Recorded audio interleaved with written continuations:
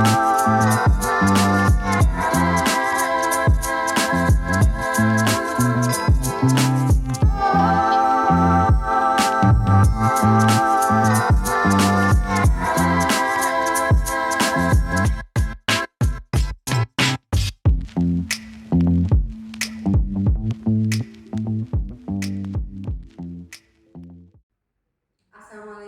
warahmatullahi wabarakatuh.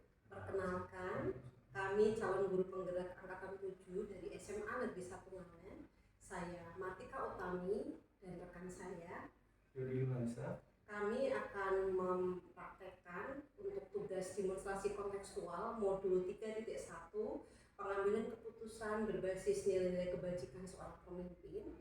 Dan kami akan melakukan wawancara dengan Bapak Kepala Sekolah kami dari SMA Negeri 1 Ngawen, Bapak Muhammad Bisri Arifin SPT.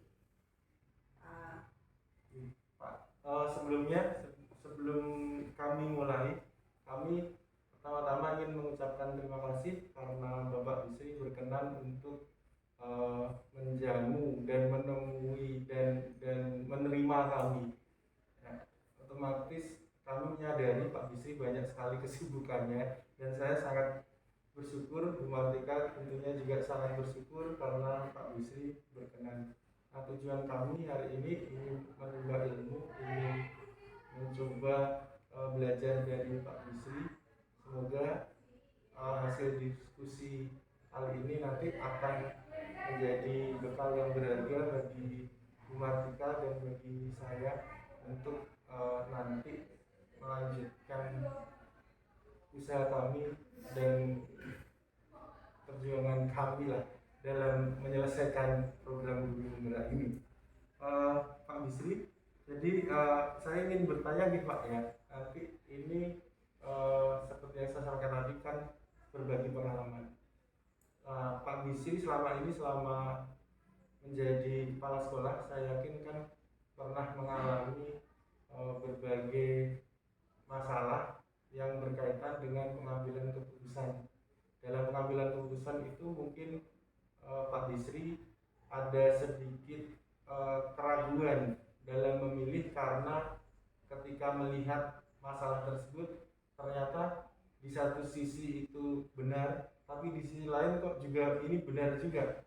Nah, yang ingin saya ketahui adalah bagaimana cara Pak Bisri dalam mengidentifikasi keadaan seperti itu yang kalau dibuat sederhana bisa disebut dilema etika.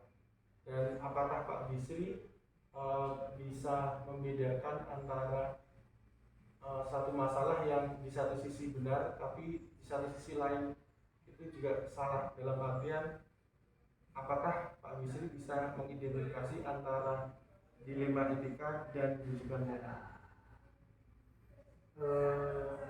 Terima kasih waktunya.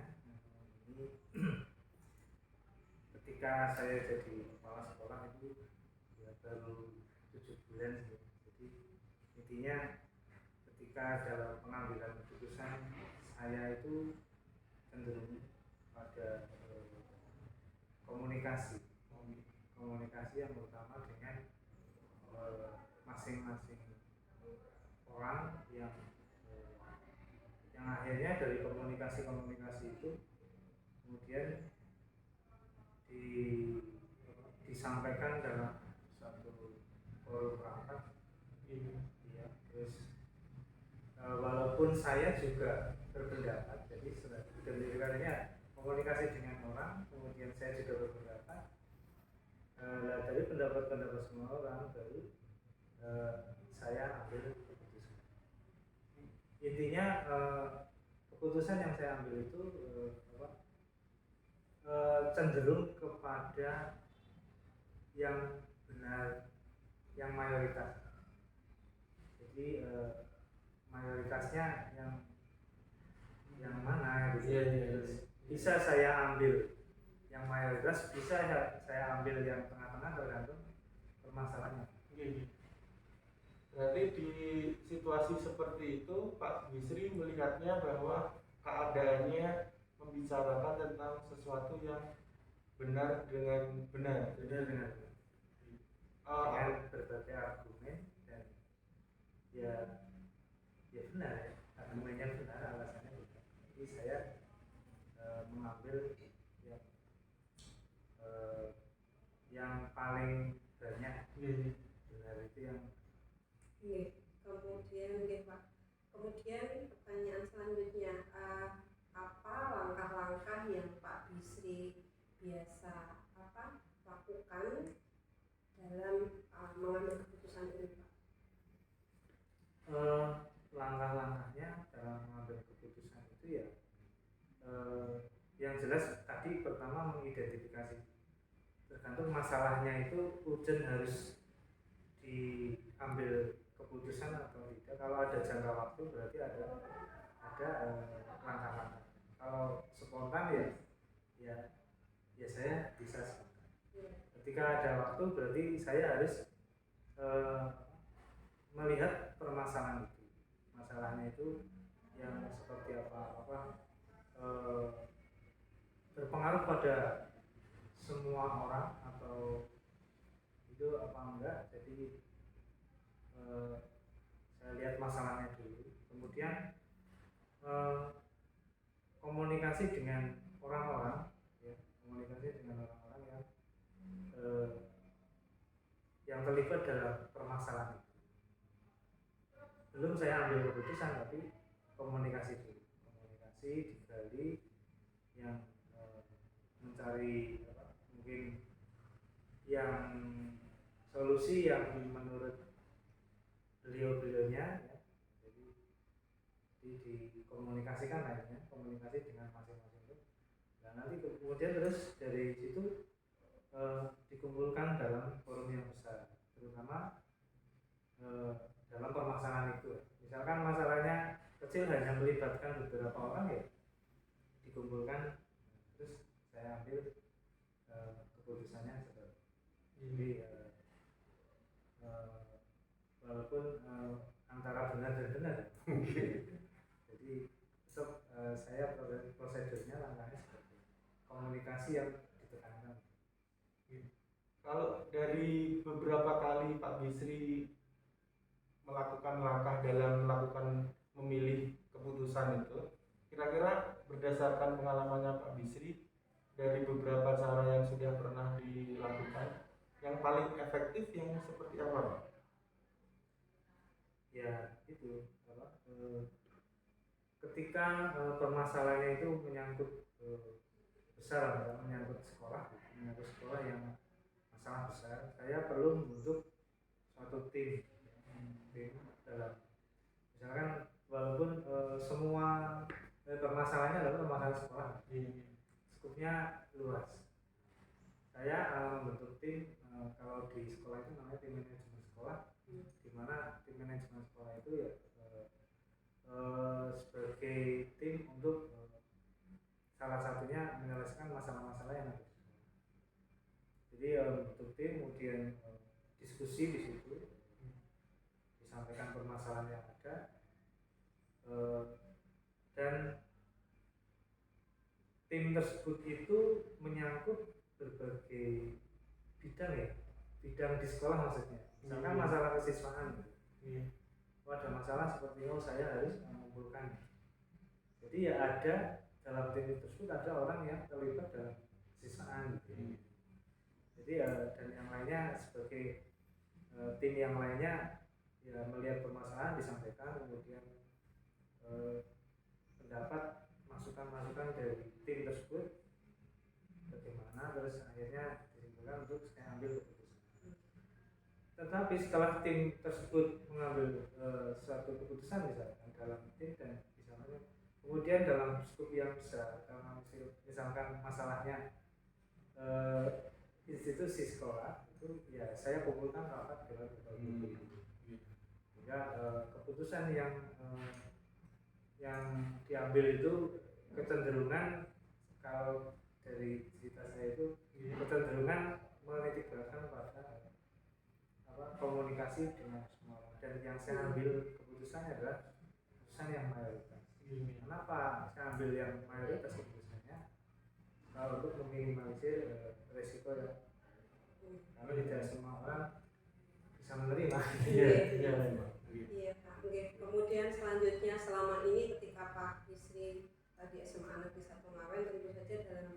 mengambil keputusan ada tantangannya nih Pak.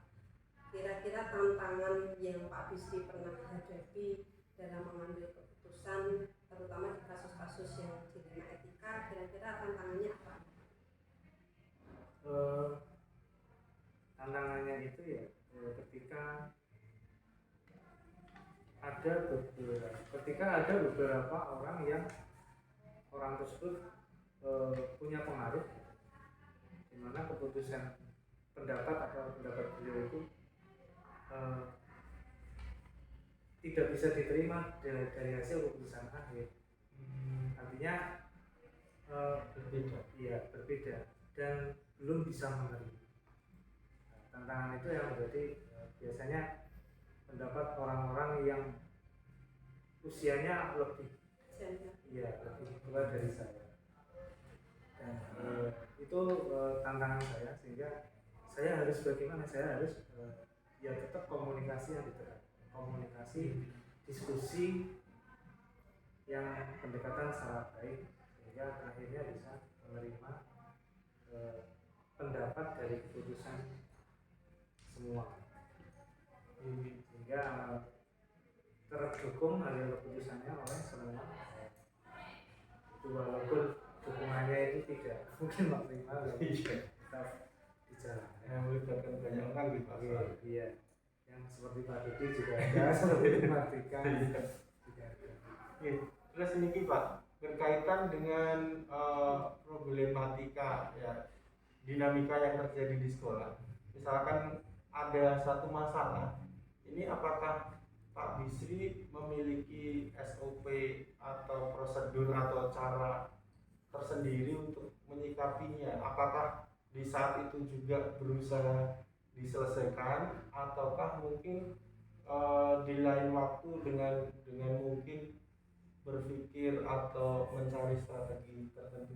Ada tidak Pak semacam prosedur atau cara atau bentuk-bentuk dalam menyelesaikan suatu masalah pemilu? Kalau prosedur atau cara ya menurut pemikiran saya langkahnya harus seperti apa, saya caranya. Jadi secara tertulis itu memang ya nggak ada. Secara tertulis ya dari hasil pemikiran saya langkahnya harus seperti apa. Yang penting dalam pengambilan keputusan itu tidak merugikan yang lain. Artinya tetap berjalan tidak merugikan orang lain, berjalan dengan hasil keputusan yang bersama. Kalau dilihat dari waktu nih Pak, ya saya misal masalahnya itu munculnya di hari Jumat gitu nih, Jumat pulang sekolah jam 2. Nah, ketika masalah itu muncul di waktu seperti itu, kalau Pak Bisri ini akan menyelesaikannya saat itu juga, atau mungkin ditunda esok Senin ayo, besok libur, guru-guru nggak ada, terus gimana Pak ini? Kalau masalah waktu, kalau membutuhkan waktu yang spontan saya harus putuskan ya saya putuskan. Kalau ada selang waktunya tergantung seperti apa masalahnya. Karena memang harus diputuskan pada waktu itu ya saya. Gila. Kemudian dalam pengambilan keputusan, apakah ada orang yang atau faktor-faktor yang selama ini mempermudah atau membantu Pak Bisri dalam mengambil keputusan? Pada prinsipnya sebenarnya saya itu kecenderungan pengambilan keputusan itu saya sampaikan secara nggak langsung, saya sampaikan di forum itu sebagai pemancing untuk, itu bukan keputusan saya tapi pendapat saya yang akhirnya keputusannya lain. Jadi ya kalau ada orang apa enggak, saya ya gimana ya, saya cenderungnya komunikasi dulu sih, komunikasi dengan orang-orang yang menurut saya, misalkan bagian kesiswa, saya harus komunikasi mungkin dengan Pak Evan, mungkin dengan siapa lagi gitu, yang hubungannya dengan siswa. tidak harus mungkin kata sesuatu juga. Jadi komunikasi dulu, artinya komunikasi dengan beberapa orang. Tapi pendapat dari pendapat itu kemudian nanti di forum rapat disampaikan. Terus saya juga berpendapat untuk memancing. Kayak contoh kemarin kan KKN lah. KKN awal saya mancing dulu. Saya pokoknya kelas 10 sekian, kelas 11 sekian, kelas 12 sekian. Itu belum jadi hasil, ternyata di forum itu kan banyak pendapat. Terus akhirnya keputusan akhir, walaupun bisa ya saya ambil sana. Akhirnya alhamdulillah bisa menerima. Artinya saya nggak mau ketika saya harus gini nanti malah beresiko pada teman-teman di mana. Jadi kalau bisa dipersingkat atau disimpulkan, faktor yang mempermudah itu menurut Pak Bisri komunikasi dengan orang-orang yang terlibat dalam masalah. Komunikasi dan kolaborasi. Nah ini Pak, mungkin pertanyaan terakhir ini. Nah kalau seumpama Pak Bisri ini bisa membuat semacam kesimpulan gitu, kira-kira dari pengalaman yang Pak Bisri sudah jalani selama ini, pembelajaran apa yang mungkin bisa dipetik dalam proses pengambilan keputusan yang berkaitan dengan dilema etika Pak, benar dengan benar itu? Pembelajaran yang bisa saya ambil itu bahwa pendapat semua orang itu pasti berbeda dan punya pemikiran masing-masing. Nah itu yang menjadi tantangan saya atau pembelajaran saya, bahwa saya tidak harus memutuskan seperti dengan apa yang keinginan saya. Saya harus belajar dari pendapat mereka dan saya menghargai pendapat mereka, walaupun nanti endingnya keputusan itu diambil oleh saya. Tapi saya belajar dari pendapat orang lain yang beragam, yang menurut saya juga benar, sehingga benar itu karena kan ada pepatah bahwa orang yang melakukan kebenaran pasti banyak ya, tapi kalau orang yang melakukan salah pasti melakukan jelek banyak enggak itu. Tapi kalau orang melakukan kebenaran pasti kan banyak tantangan. Iya benar ya. Iya, kata-katanya nggak bisa deh. Tapi ya benar Pak.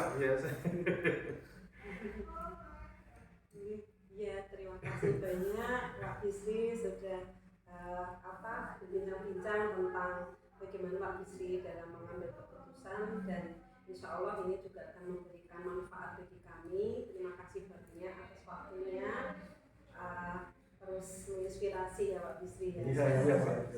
Terima kasih. Saling menginspirasi. Terima kasih. Saya semangat di sini, semangat belajar, dan sampai sekarang masih terus belajar. Ya karena Pak Dodi dan Buatan apa? Terima kasih. Assalamualaikum warahmatullahi wabarakatuh. Waalaikumsalam.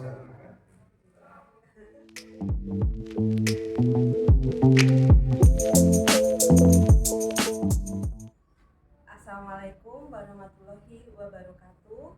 Kami calon guru penggerak angkatan 7 dari Kabupaten Blora, saya Matika Utami dan rekan saya, kami akan melakukan wawancara dengan kepala sekolah yang kedua, yaitu dengan Bapak Dr. Andes Muhammad Ali Rozak MPDI, kepala sekolah dari SMA Negeri 1 Tunjungan. Pak Rozak, kami Matika Utami dan Pak Budi melakukan wawancara seputar pengambilan keputusan yang selama ini Pak Rozak sudah pernah lakukan di sekolah. Ini adalah tugas kami di demonstrasi kontekstual di modul 3.1, pengambilan keputusan berbasis nilai-nilai kebajikan seorang pemimpin. Ada beberapa pertanyaan yang kami akan sampaikan. Pak Rozak berkenan nih Pak. Insya Allah. Iya, terima kasih Pak. Yang pertama, selama ini Pak Rozak pasti di dalam menjalankan tugas sebagai Kepala SMA Negeri 1 Tunjungan pasti mengambil keputusan nih Pak. Pertanyaan pertama, bagaimana Pak Rozak dapat mengidentifikasi kasus-kasus yang merupakan dilema etika atau bujukan moral Pak? Pak Rozak itu kan pengalamannya udah sangat banyak. Jadi juga Pak Rozak sudah mengemban tugas sebagai kepala sekolah di berbagai tempat. Nah, dalam pengalamannya Pak Rozak itu, saya yakin Pak Rozak pernah mengalami di mana Pak Rozak harus memilih satu keputusan, dan dalam keputusan itu ada pilihan yang satu sisi itu benar, di sisi lain juga benar, sama-sama benarnya. Terus kemudian kadang juga Pak Rozak mengalami bahwa Pak Rozak itu harus mengambil keputusan di mana ada semacam bujukan untuk melakukan tindakan tertentu, akan tetapi konteksnya sedikit berbeda dengan yang tadi Pak, dilema tadi antara benar sama benar. Nah, mungkin Pak Rozak punya kiat-kiat untuk mengidentifikasi gimana sih membedakan antara suatu dilema etika yang seperti itu dengan yang bujukan, Pak. Terima kasih. Yang pertama, atas kepercayaan Bu Martika dan Pak Dodi rawuh ke SMA Negeri Tunjungan untuk ngobrol-ngobrol dengan kami terkait dengan bagaimana mengambil keputusan jika ada sesuatu yang berhubungan dengan dilema etika ataupun bujukan moral, maka biasanya saya harus mengambil keputusan dari dasar hukum dulu. Karena kita adalah memimpin sebuah instansi pemerintah, maka hukum harus dinomorsatukan. Kemudian ketika kita lihat hukum itu tidak bertabrakan dengan dilema etika ataupun bujukan moral, maka kami ambil yang paling baik hasilnya, yang paling minimal efek negatifnya. Jadi mohon maaf, tentu biasalah ada pihak-pihak tertentu oknum untuk ada bujukan moral, maka dalam kepemimpinan selain pakai dasar hukum formal, juga saya selalu menyampaikan kepada teman-teman adanya tanggung jawab moral dan tanggung jawab religius. Jadi ini kalau ini saya ambil keputusan ini secara moral mengecewakan masyarakat, kalau sambil ini tidak dapat dipertanggungjawabkan pada Yang Maha Kuasa, sehingga nyaman-nyaman saja dalam mengambil keputusan.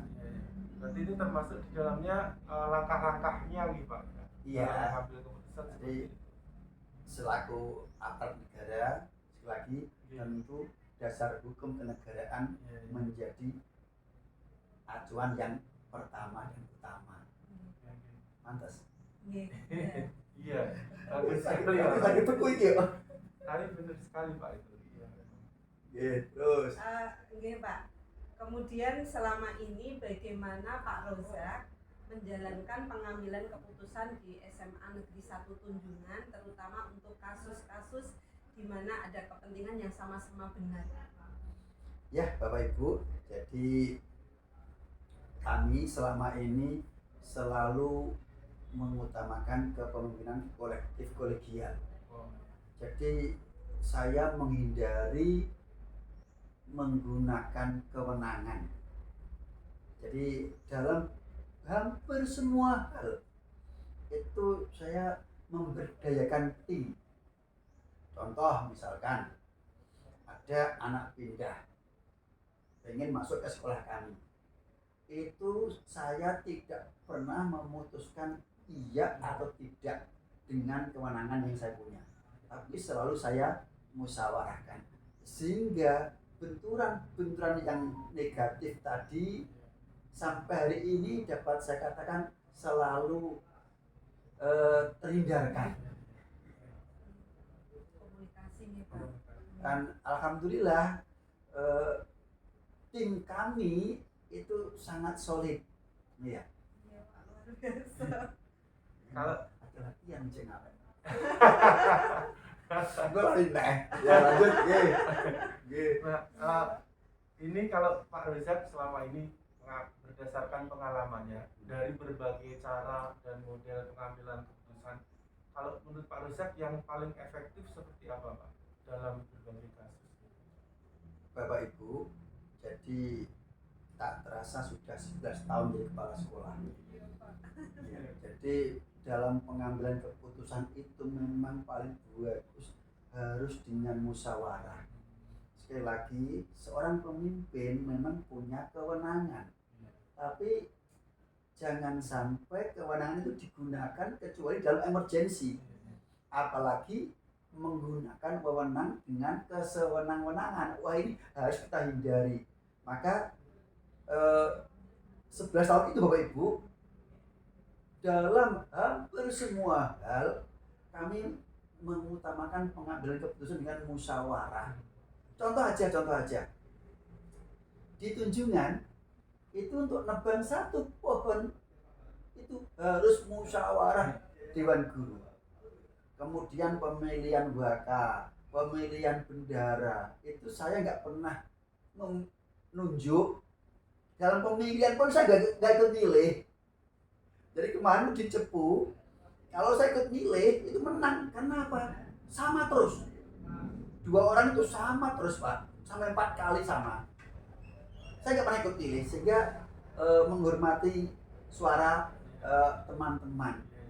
Memang kebetulan, mohon maaf, saya backgroundnya agama, memang dengan musyawarah memang manfaatnya luar biasa, termasuk bisa meminimalisir efek negatif. Iya Pak. Kemudian selanjutnya langkah-langkah atau prosedur yang dilakukan oleh Pak Rozak ketika mengambil keputusan di SMA Negeri 1 Tunjungan yang selama ini dilakukan seperti apa Pak langkah-langkah?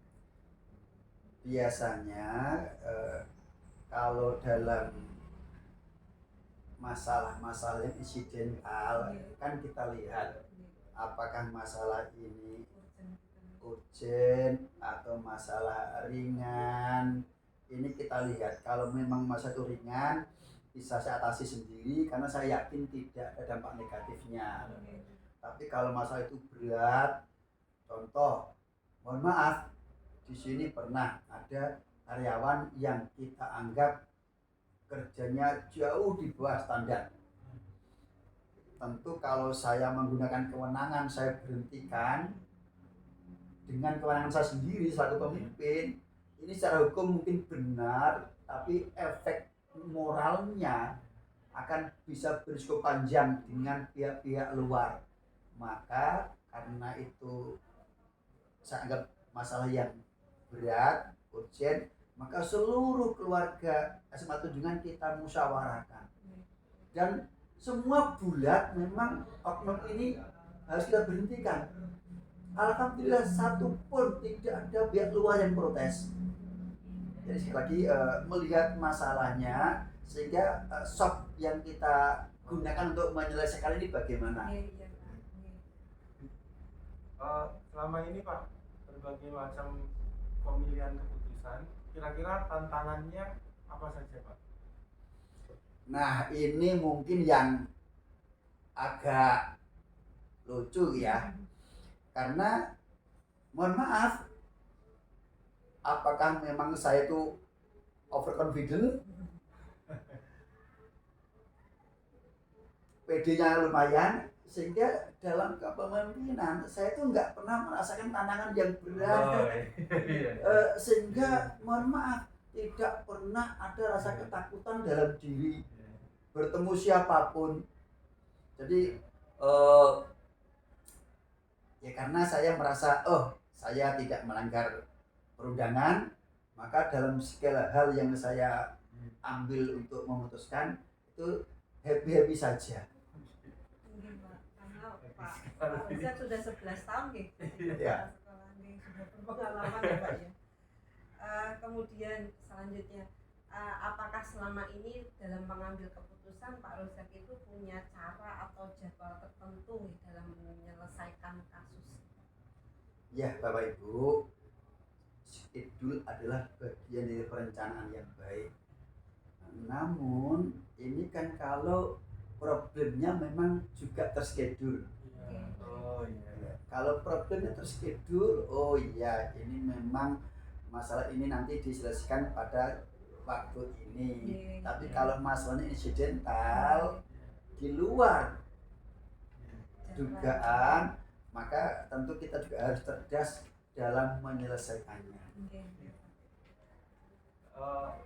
Sangat, kalau saya mendengar dan menyimak yang jenengan sampaikan Pak, semuanya kok kayaknya Happy aja. pengalaman itu memang berbicara di situ. Nah, ini Pak, mungkin pertanyaan lainnya itu kira-kira kalau menurut Pak Rozak secara pribadi, dalam pengambilan keputusan itu ada tidak faktor-faktor yang sekiranya mempermudah, atau mungkin ada seseorang yang bisa mempermudah pengambilan keputusan itu? Ada yang bantu nggak? Alhamdulillah, sekali lagi tadi saya katakan memimpin walaupun kepala tapi memberdayakan kolektif kolegial. Bahwa bagaimana kita mewujudkan the dream team. Jadi saya pernah ngomong, jangan ada Superman. Wah ini kepala, otoritas semua di kepala. Ini kan berarti kan Superman. Nah, bagaimana kita membuat semuanya super team. Nah, kalau semuanya super team, maka tentu semua problem akan terselesaikan dengan baik. Dan alhamdulillah selama 11 tahun tim-tim kami itu selalu bersinergi dengan sangat baik. Terus tentu lah, yang aneh juga itu misalkan ada masalah dengan pihak luar. Ini mohon maaf, sering terjadi juga di luar dugaan. Ada pihak luar yang memberi kontribusi informasi sehingga mempermudah cara pembinaan, cara menyelesaikan masalah. Selalu diberi kemudahan gitu ya Pak. Iya. Contoh. Sebaik. Masih. Mungkin ini pertanyaannya terakhir Pak Iya. Rozak. Pembelajaran yang bisa dipetik dalam Pak Rozak di SMA 1 Tunjungan ini dalam mengambil keputusan itu, pembelajaran yang bisa dipetik apa ya Pak? Sekali lagi Bapak Ibu, saya itu mohon maaf, jadi kepala itu orang luar tuh nggak menduga seorang Rozak kepala sekolahnya. Ya karena mungkin profil saya yang kecil, wajahnya nggak meyakinkan. Itu pembelajaran yang bisa Nah, dipetik. maka bagi saya ketika saya mencalonkan diri di kepala sekolah dengan nada tinggi, penguji, motivasi apa yang mendorong Bapak ingin jadi kepala sekolah? Mohon maaf, saya jawab dengan senyum. Tadi saya mengatakan, kalau baik kenapa takut? Ingin ikut menata bangsa, Pak. Oh, nada tinggi lagi, Bu. Pak, apa yang akan Bapak lakukan? Saya jawab dengan senyum juga. Dengan keteladanan dari saya semaksimal mungkin. Alhamdulillah, kalau saya meminta teman-teman belakang pegang pacul, saya pun pegang pacul Bapak Ibu. Bahkan guru itu membuli saya, membuli canda loh ya. Kepala sekolah kaosnya lu helek tinimbang kebon. Karena mohon maaf, foto pakai dinas, Iya. terus kerja bakti saya pakai kaos, nanti setelah selesai pakai baju lagi gitu. Iya. Jadi saya tidak ingin seorang pemimpin hanya pakai perintah, Iya. tapi bagaimana kita memberi contoh. Jadi ketika anak kebersihan Bapak Ibu, saya juga ikut kebersihan, maka kesimpulannya pembelajaran yang terpenting dari sebuah kepemimpinan adalah juga dari para pendiri bangsa. Engar sosom tulodo ing madya mangun karso tuturi andayani. Walaupun banyak kekurangan dari diri saya, tapi saya mencoba untuk memberi contoh Bapak Ibu. Luar biasa Pak Rozak, sangat menginspirasi kami. Terima kasih banyak atas waktunya ya Pak Rozak ya. Maaf kami tidak bisa memberi apa-apa. Oh, jangan beri apa-apa. Bahkan saya ketika ngomong Bapak Ibu, mohon maaf, Pak Dodi masih muda, Bu Martika masih muda. Ketika saya tanya, besok daftar kepala sekolah ya? Enggak. Saya jawab, Bapak Ibu, oke, memang Bu Martika enak enggak jadi kepala sekolah. Pak Dodi juga enak enggak jadi kepala sekolah. Udah rumah dekat dengan tempat kerja, suami juga tempatnya kerja juga dekat. Mungkin kalau kepala sekolah tambah jauh. Maka banyak teman-teman yang menghindar untuk jadi seorang pemimpin, utamanya kepala sekolah. Maka Bapak Ibu, jawaban saya hanya satu.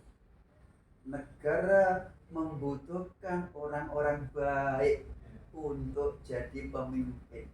Dan jenengan berdua juga saya anggap sangat baik, maka peganglah kepemimpinan. Terima kasih. Terima kasih banyak Pak Rozak. Terima kasih sekali Pak ya. Terima kasih atas pembahasan kita hari ini Pak. Semoga bermanfaat dan pasti sangat bermanfaat. Amin. Terima kasih. Kami mohon pamit. Assalamualaikum warahmatullahi wabarakatuh.